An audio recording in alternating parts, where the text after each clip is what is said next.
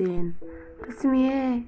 محقدار سامع رسمي انت كده رسمي انت القطور انت السوق ايش يقرا على انكار اذا قد عاد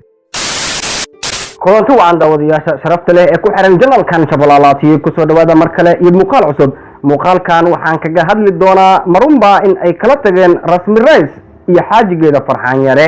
hadda rasmi halkee ayay ku sugan tahay arinta furiinka ma ka hadashay mise inta aanan ku bilaabin warbixintan xasaasiga ah haddii ay tahay booqashadii ugu horeysay ee aad ku timaado janalkan waxaan si xushmad leh kaaga codsanayaa inaad janalka subscribe aad saarato furatana gambaleelka si ay ku soo gaaraan barnaamijyada xiisaha leh ee aan halkan ku soo baahiyo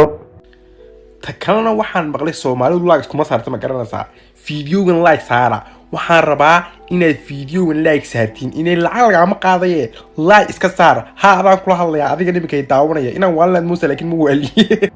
waxaa saacadihii la soo dhaafay si xooli ah baraha social media u qabsaday inay kala tageen rasmi rays iyo Farxaan ma ahan wax lagu farxo qoys muslim ah oo kala tagay muhiimadda aan muuqaalkan u sameeyay ayaa ah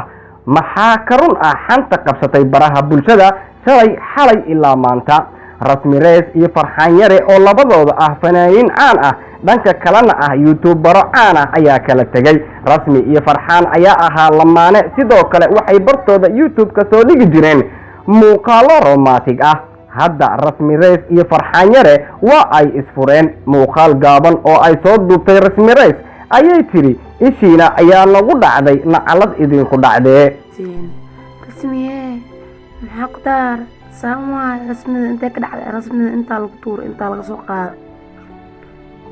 ايش يقرا على انكار اذا قد عاد sidoo kale xaflad sagootin ah ayaa shalay loogu qabtay mid kamid ah hoteelada ugu caasan Hargeysa daawada ila daawo xafladda baybayda ah ee loo qabtay rasmi rays kadib furiinkeeda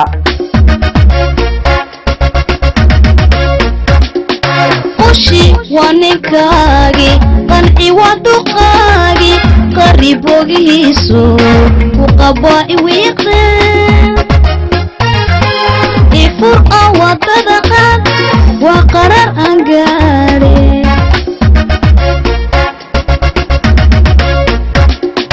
قشي ونكاغي قنعي ودقاغي قريبوغي هيسو وقبائي ويقين فرقة وتدخل وقرار أنقاري saacado yar ka hor ayay ka soo degtay garoonka caalamiga ah ee Jomo Kenyatta markii ay soo degtay kadib ayay sheegtay inay maalmaha soo aadan ay sheegi doonto wixii dhacay iyo sidii ay wax u dhaceen iyadoo intaas ku dartay waxaa jiri doona dad badan oo ku farxi doona wixii dhacay iyo dad badan oo ka nixi doona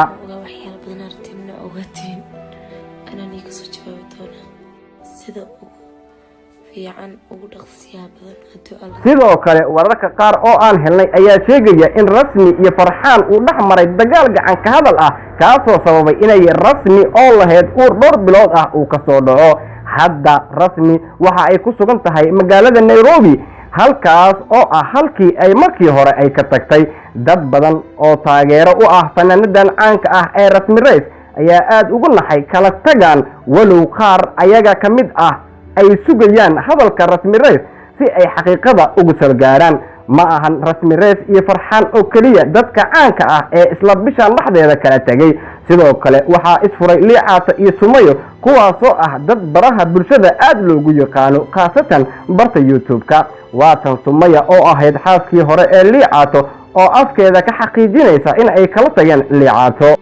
adigii liibaan ma kala tagteen ha ama maya jawaabta ah ha sababtana ha i weydiinin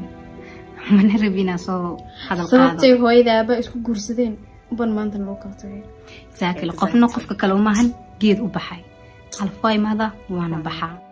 sanadihii ugu dambeeyay social media waxa ku soo badanayay lamaanaha isqabo kuwaasoo badana isla sameeya muuqaalo jacayl ah laakiin jacaylka madalaada ah ayaa ah kaliya inta yar ee muuqaalka la duubayo waxaan ogeyn jacaylkii waalida ahaa ee Qamar Suugaani iyo Ugbaad Aragsan kuwaasoo baraha bulshada soo dhigi jiray muuqaalo jacayl ah laakiin ugu dambeyn jacaylkooda uu noqday mid fashilmay ha ka reebin Rashka Boy iyo Xafsa oo ayagana ahaa lamaane youtube-ka ku soo bandhigi jiray muuqaalo jacayl laakiin ugu dambeyn kala tagay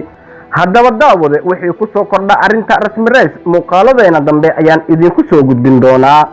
waad ku maasan tahay daawashada aad daawatay muuqaalkan daawade haddii ay tahay booqashadaadii ugu horreysay ee aad ku timaado janalkan shabeellaha waxaan si xushmad leh kaaga codsanayaa inaad janalka subscribe aad saarato furatana gambalelka si ay ku soo gaaraan barnaamijyada xiisaha leh ee aan halkan ku soo baahiyo muuqaalkan muuqaal la mid ah inta aan ku kulmi doono nabadino bismillahi rahmaani rahiim magacayga cabdullaahi sheekh Abdi Qaadir maamulka guud ee kambaniga Hareeri Online Company waxaan ku soo dhaweynaynaa kambaniga Hareeri oo aad ka heli kartiin adeegyo kala duwan kuwa ku saabsan jiifafka fadhiyada miisaska qadada talaajadaha qasaaladaha dhammaan ageebada guriga lagu qurxiyo iyo decorationka Hareeri Online Company wuxuu xarumihiisa ugu weyn ku leeyahay suuq Khalifa ee Bakaaraha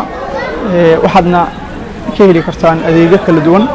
adeegyada aad ka heli kartiin ee kala duwan jiifafka ka kooban fadhiyada ka kooban daahman ka kooban miisaska qadada ka kooban TV-da ka kooban dhammaan ageebada guriga hawliga mar waliba email walba aad joogto waxaan ku leenahay Hareeri ku soo dhawow waxaana kugu soo dhaweyn doono shaqaale oo carbisan insha Allah waxaan rajaynayaa si qurux badan nolol soo xiriirto isla markaana adeeg hufan iyo tayo la hubo aad halkan kaga guddoon doonto insha Allah nooc walba agab walba ee guriga dhigo isagoo dhameystiran halkan ugu adeego waxaan ku leenahay Hareeri waa wehelkaaga ama santiin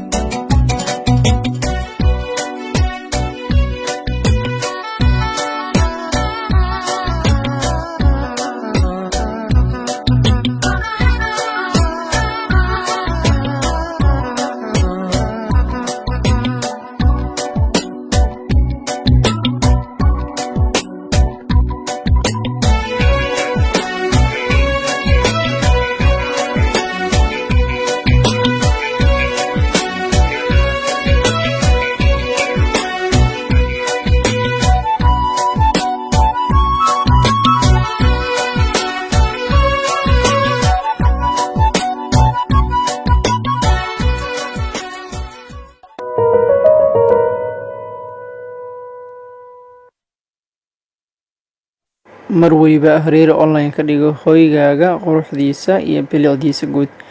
haddaba waxaa nagala soo xiriiri kartaa telefoonada kala ah eber 62 70 10 12 eber 62 70 10 12 ama eber 65